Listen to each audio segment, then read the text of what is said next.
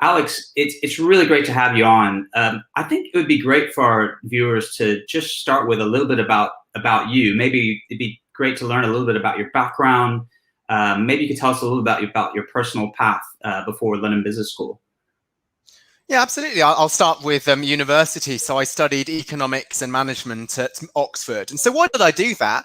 When I was at secondary school, I liked both arts and sciences. So there were some people who did maths, physics, chemistry. Others would do English, history, and German. But I like sort of the mixture of the two. And that's why I liked economics, is that you do have some economic theories, but you can also argue about them. There's no one fixed view. And so that's why I like that rather than just physics, because you could have differences of opinion. And that's sort of why I like the topic of responsible business, which we're going to be talked about later. It's something where there's a lot of different viewpoints. And so I studied that. And like most people who do economics at Oxford, I went to the city. So I worked for Morgan Stanley for a couple of years in London and in New York City. And I think that's important because when I speak to people about the importance of responsible business, people might think, well, this is a very idealistic professor who thinks, well, companies should just save the dolphins, but really we need to make profits and deliver returns to shareholders. But I have been in that world and I do understand the importance of profits. Like, profits are not just evil value extraction. They're important for shareholders and pension funds and so on. So what I wanted to think about is a solution that works for both business, but also for wider society. Yeah, that makes a lot of sense. And I think, you're right. As I started to look at kind of some of what you've written and some of your points of view, it is almost easy to jump to the conclusion that a purposeful business sounds like a lot of fluffy, nice rhetoric. How real can it really be? And is there really evidence out there that being a purposeful business really can translate into increased profits? So maybe on that basis, it would be good to just learn a little bit about Grow the Pie, maybe some of the key themes, kind of the key findings, the inspirations for you wanting to write the book. And then we can just talk about some of the key tenets that kind of set a baseline for the conversation today. Absolutely, Brandon. So what is the pie? So the pie is the amount of value that a company creates. And you often think, well, that pie can be split to shareholders in the form of profits, or society in the form of wages to workers, or taxes to government, or fair prices to customers. And often people think that corporate purpose is splitting the pie differently, paying more wages than you need to, charging lower prices, and all of these things are seen as being at the expense of profit, right? They split the pie differently. And therefore, many business leaders think, well, when we think about purpose, let's do this to the minimum possible. Let's make some great statements, but not put this into practice because it's going to split the pie and reduce our profits. So what I call the book Growing the Pie is that actually, when a company is purposeful and delivers value to wider society, it's not splitting the pie differently, it's actually growing the pie, and therefore profits become higher as a byproduct. So, for example, if you are going to pay workers more than you need to, then they might actually be more motivated and more productive, and that bounces back and then benefits the company in the form of productivity. And while you might think, well, that sounds wishful thinking, that sounds almost too good to be true, the role that I have as a business school professor is to look at large-scale evidence to see, does this hold up? And it's important that the evidence be large scale and rigorous, because you know that you can always pick one story of one company that happens to do really well. So until maybe a month ago, people were saying, well, look at Danone, right? The French food company. That's so purposeful. It's doing really well. It's the first company to be an entreprise à mission, which is these companies which have purpose in the charter. But then actually the CEO got fired. And even if that company was successful, how do you know it wasn't handpicked?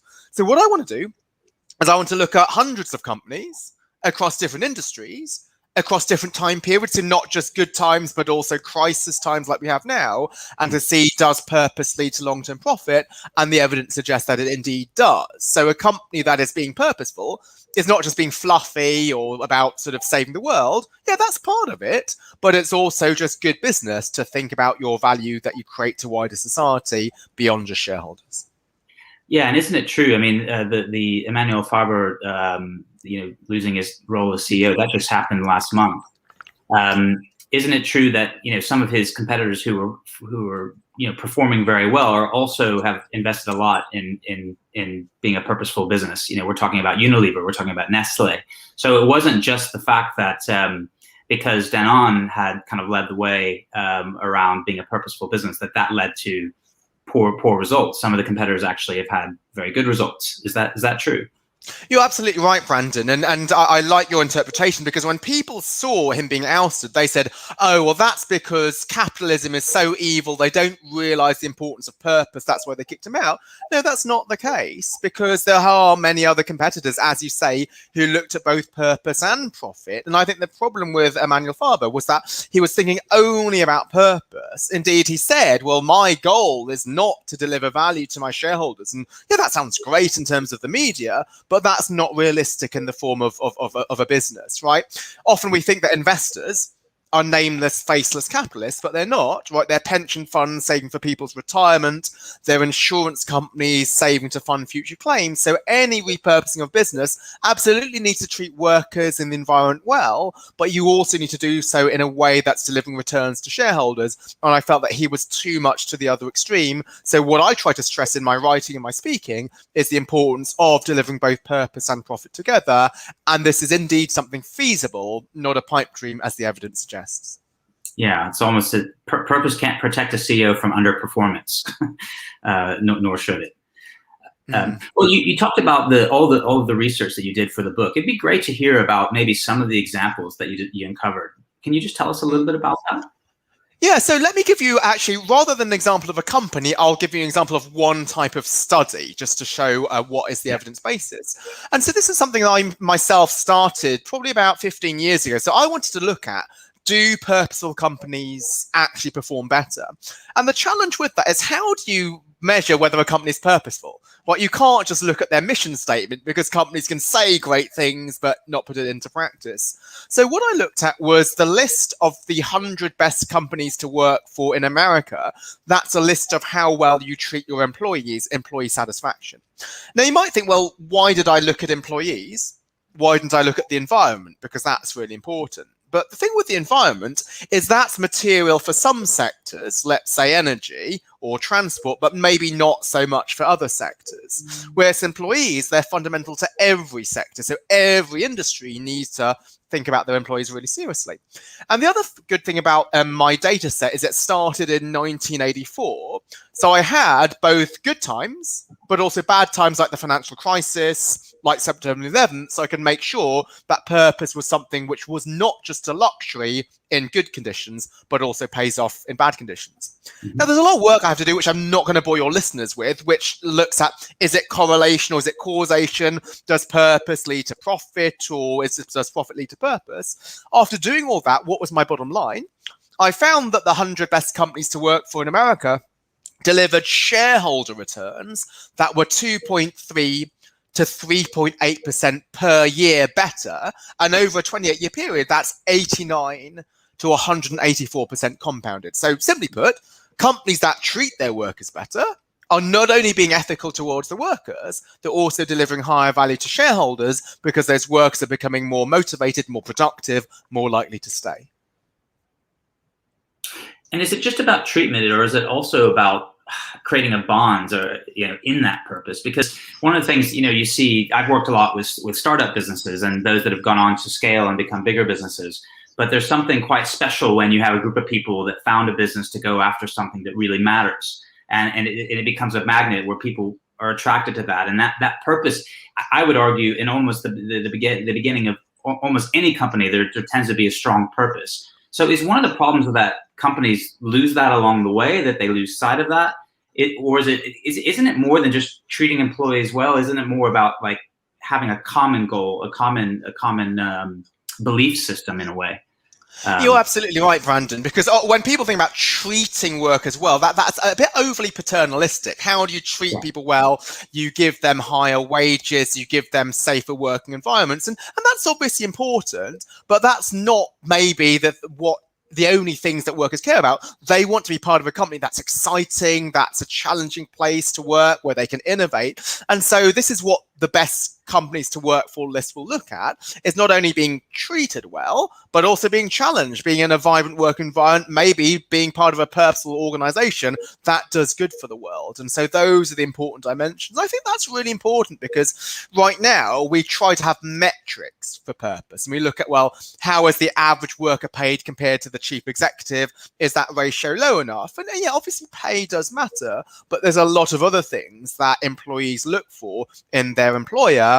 And it's not just the pay and benefits, but is this a vibrant environment? Am I given the opportunity to step up as a junior employee? So when I was a first-year analyst at Morgan Stanley, they actually took me to meetings with the global head of investment banking and allowed me to give part of the presentation. And that was worth far more than putting on an extra yoga class or giving free massages or the other things we typically think about in terms of employee treatment.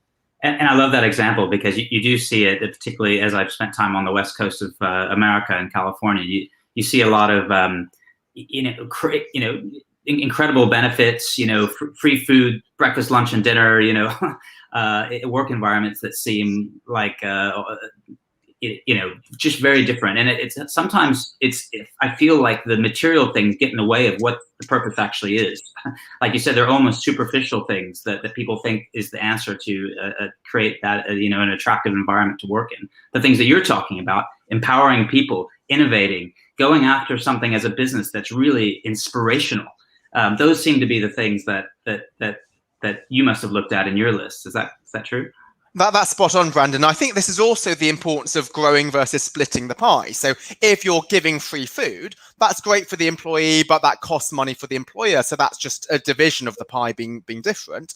Whereas if you're giving, let's say, a junior employee the opportunity to give the presentation to the client, right, that's growing the pie because that's developing his or her human capital. Or if you choose not to micromanage and you say, well, I'm going to delegate this sub project to this employee and she can take it and run with it, that's also growing the pie because that's tapping into his or her personal knowledge and expertise. So I think whenever we think about the opportunities to create value, then that is even more powerful than distributing value. Yes, we need fairness in distribution, but you can only distribute something if you create it to begin with. And so that's why when I talk about responsible business, it's often about innovation and creating those new opportunities.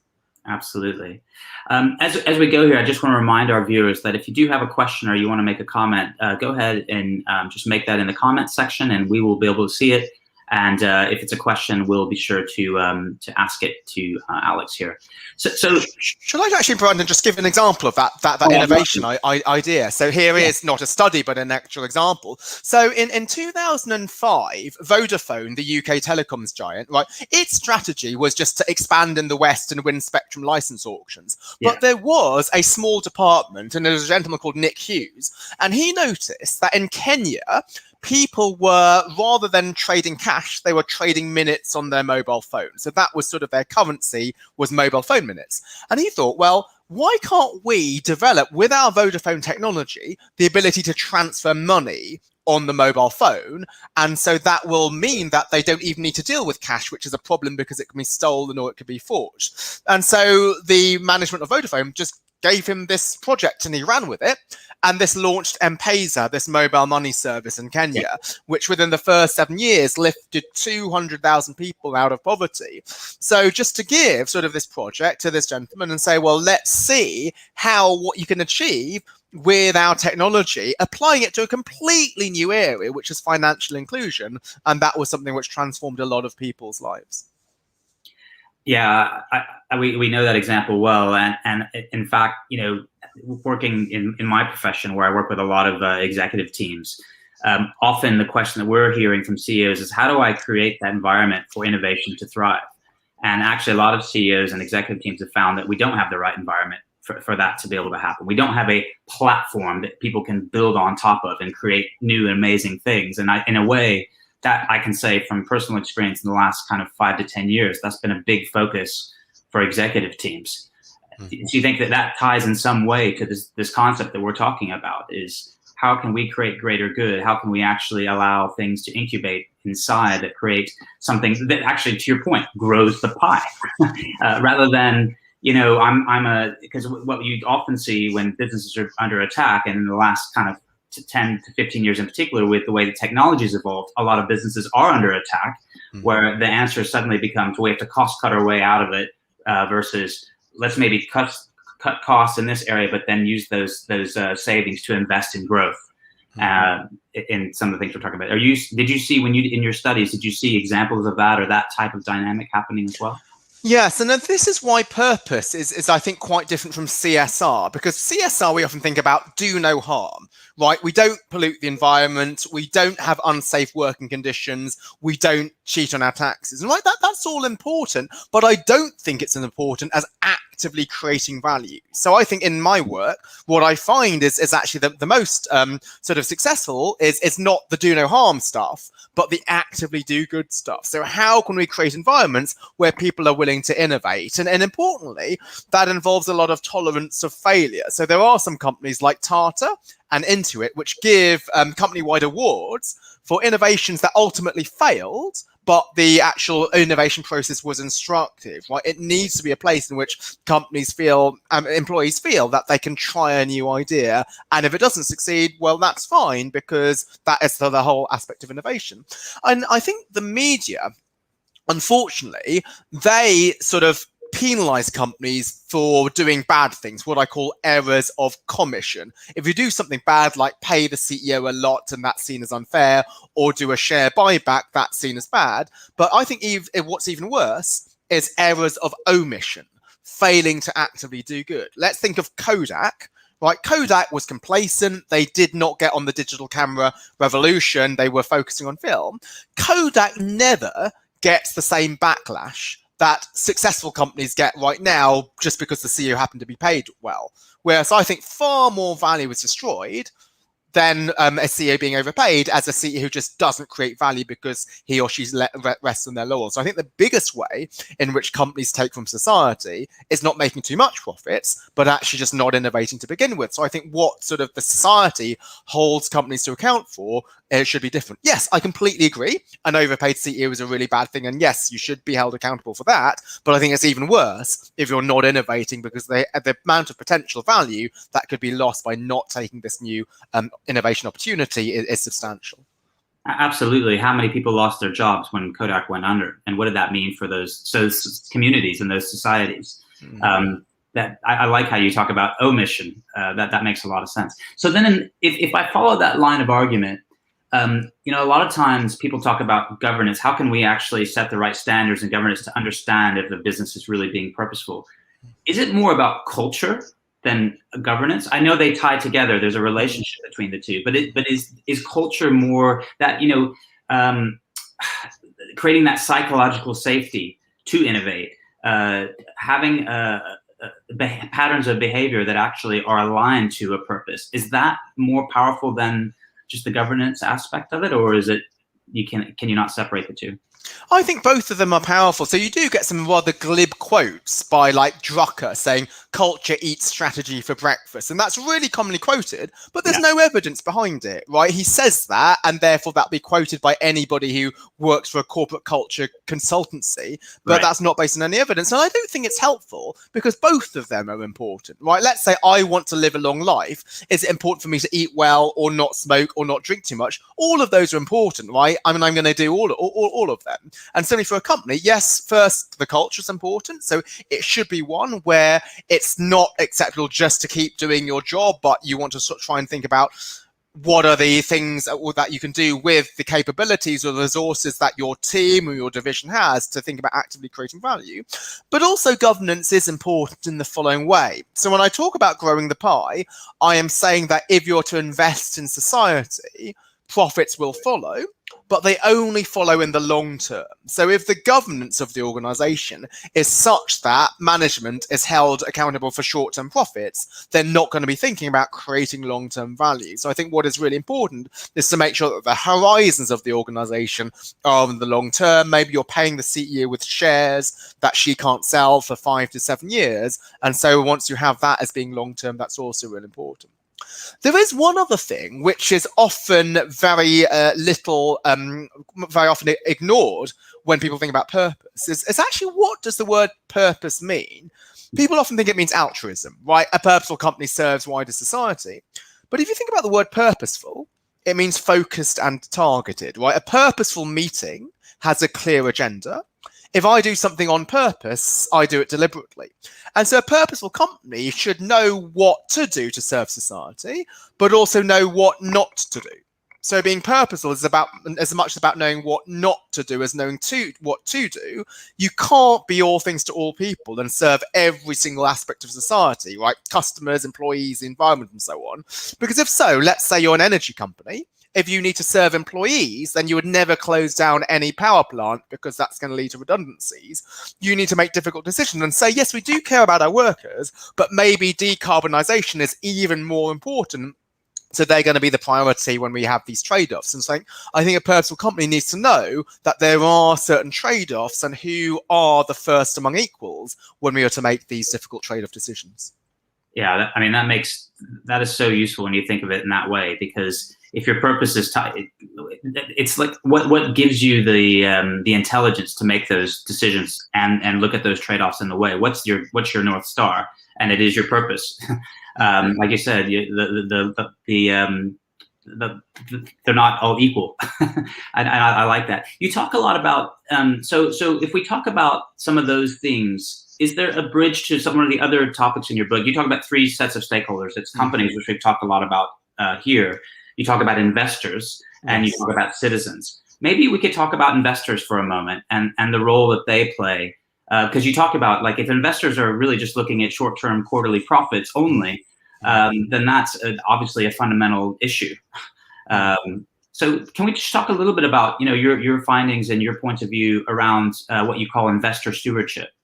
Yeah, absolutely. I think this is a really important point, Brandon, because often people think that investors are the enemy. So if we are to repurpose business, we need to change the law to make sure directors don't have fiduciary duty to shareholders. And that sort of sounds great in terms of great politics, because you would like to see investors again as capitalists. But I was to say, well, as I mentioned earlier, investors are pension funds. They're people like you and me. So they are an important part of the ecosystem. And what the evidence finds is that when investors get engaged with a company, they actually improve long-term value, not short-term value. So what does that mean for the role of investors? I think number one is investors can hold companies accountable for delivering value to wider society, not just short-term profit. So indeed, there are many investors which are holding energy companies accountable to having a clear transition plan and taking actions to deliver on that transition plan. And if they're not doing that, they're either voting against management or they are going to just be selling their shares and drive their stock price down. So firstly is to engage. And secondly, investors should think about, well, what companies do we want to hold to begin with? And these are companies that are creating long-term value, even if their profits are not high right now. And again, let me give you another example. So Ford hit record profits in 2016 and their second highest profits the year later. And yet a lot of investors dumped the stock despite the high profits. Why? Because they were concerned that Ford was not investing enough in self-driving cars and electric cars. So they were not duped by the high profits. They said, no, what we care about is the future. And if you're mortgaging our future just to hit your short-term profits targets, we want out of you. And so I think it's important for investors to evaluate a company according to the right dimensions. Yeah, that's right. And I know, Larry Fink's kind of made an example of writing to shareholders and really kind of promoting this whole, and we should touch on this ESG topic, kind of where are we in the maturity of ESG? What's working? What do we still have to do? I don't know if maybe that's a good place to start, because we've had other shows, other episodes of this show where we've talked about some of the current box ticking that ESG is in its current state, and are we really able to measure ESG in the way that we should be able to? Yeah, so I think there is a lot of box ticking in ESG and that's based on the assumption that you can measure ESG when I don't think you can measure it. So let me give an example again. So there is a tool which MSCI has come up with, which is the warming tool, which looks at your portfolio and looks at how much does your portfolio contribute towards global warming. And I serve on the Responsible Investment Committee for Royal London Asset Management. So we run 6 sustainable funds. And we found that the worst offenders were semiconductor companies within our portfolio, because when you manufacture semiconductors, you release perfluorocarbons into the atmosphere, and that has a lot of warming. But actually, semiconductors have massive benefits, right? They're used in microchips, and they may well power the solutions to global warming. So many of these measures, they are based on the do no harm things that we discussed earlier. The stuff that you do which is actively doing good, that is not in a lot of these ESG metrics. So I'm often asked the question, can you measure ESG? And I'd say no, you cannot measure some of the really important things in life. So how does somebody choose their husband or wife? They don't measure their income generating ability, right? That's going to be based on intangible factors. How do you choose who to hire? Yes, you could measure the person based on their psychometric tests and maybe their university degree, but you're going to look at many other things as well. So certainly, right, when you're assessing ESG, you will look at some quantitative metrics like carbon emissions or diversity and so on, but you can't exclusively rely on a measure. You also need to have a qualitative assessment. So I will say you can evaluate ESG, or you can assess ESG, but you can't measure it. And I think the box ticking approach is done by many people who over rely on spreadsheets, and hopefully, and they think that this is something you can assess without going out and seeing a company. Yeah, that's a super interesting way to think about it. And so is that going to change the behavior of asset managers and investors, do you think, or are you already seeing that behavior change? Or well, I hope it will change it, but I'm right now I'm a little bit skeptical. Why? Because ESG has become so popular that a lot of investors want to get in on the act, right? And so the easiest way to get in on the act is to do something which is scalable and measurable. You might say, let's start a fund where we're going to dump all fossil fuel stocks, and we're only going to invest in stocks which score high on this ESG rating, which some rating agency comes up with. It's much more difficult for you to say, yes, actually, this is a fossil fuel company, but we think they're really serious with their transition plan. We think they are best in class, so we're going to hold them and engage with them to make sure that they deliver on their transition plan. Or we might say, yes, this company doesn't have a high ESG rating, but we think that there's many good things they're doing, which is not captured in the traditional ESG ratings, maybe the innovations that you and I have been talking about. So I fear that just because there's been so much excitement on ESG, I think the enthusiasm for it has sort of outpaced the sophistication in people's actual ability to do it. So hopefully what we'll see over the next 5 or 10 years is a catch up in the sophistication, which will match the amount of enthusiasm that people have. Because right now, people will be putting a lot of money into ESG funds when they are not actually very sophisticated in how they measure ESG. Right. It's almost like what we see in technology, the hype cycle that you have in technology, where the hype gets really, really big, and then you go through the valley of despair that, it wasn't what it was all hyped up to be, but the real benefits come after that, where, like you said, the sophistication catches up with the promise in a way. Absolutely. We do have first of all, we had a comment from Laura Kotzieper. One of her favorite analogies about the importance of profit for business is that profit is like breathing. It is essential for staying alive, but is not why you exist, which I thought is a good statement.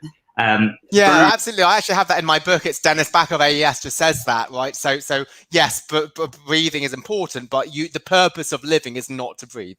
Right. And then we have a question coming in from Bernard Stringer.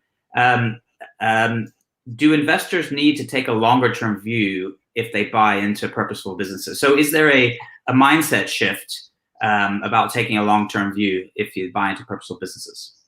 That's absolutely right, Bernard, because yes, a purpose does pay off in terms of higher shareholder returns, but it only pays off in the long term. So this means that any investor, you need to look at, well, what is the potential of this company which is not being captured by its current stock price or its current earnings, its earnings forecast and so forth. Right. Excellent.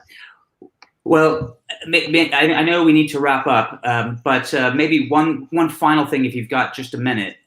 We haven't talked about the citizen side of things. Can we just talk a little bit about the importance of that aspect of it? Because that is the third part of the pie that we talked about, that you talked about. Yeah. Absolutely. I think this is really important because often people think as individual citizens, I can't really do anything because companies today are larger than they have ever been before. I am powerless to do something as an individual citizen. I would say that's no longer true. I'd say perhaps the opposite, right? So some boycotts of companies right now of, say, Volkswagen or Uber, that has been even more powerful today because they can spread through social media. So I think there's two roles citizens can play. One is in terms of customers, right? On a small scale, if you think that organic farming is much more humane than traditional farming, then shift your purchases, right? You can choose to put your money in companies that reflect what you would like to see in their world. So is it organic farming versus inorganic farming, or there's many other ways. We talked about Nestle. Now they are much more concerned about purpose, but maybe about 20 or 30 years ago, there's massive boycotts because of the breast milk scandal that they had.